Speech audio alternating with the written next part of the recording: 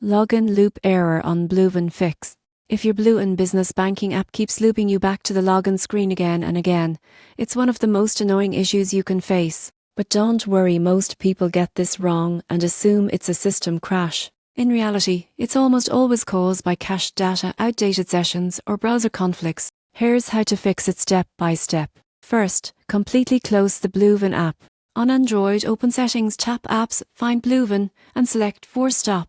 On iPhone, swipe up from the bottom and remove the app from recent screens. Next, clear the app cache. For Android users, go back into the app settings, choose Storage, and hit Clear Cache. On iPhone, uninstalling and reinstalling the app achieves the same effect. Now, check for updates. Outdated versions of BlueVine sometimes fail to communicate properly with their updated security systems. Open the App Store or Google Play and make sure you have the latest version installed. Still facing the loop? Switch your internet connection. Move from Wi-Fi to mobile data or the other way around. Some routers or office networks block secure verification redirects used during the BlueVine login process. If you're logging in via browser, clear your cookies and cached files. Old authentication data stored in your browser can keep trying to load outdated sessions, creating an endless loop. Also, turn off password managers or autofill tools during one login attempt. These can sometimes reinsert old credentials automatically, confusing the system.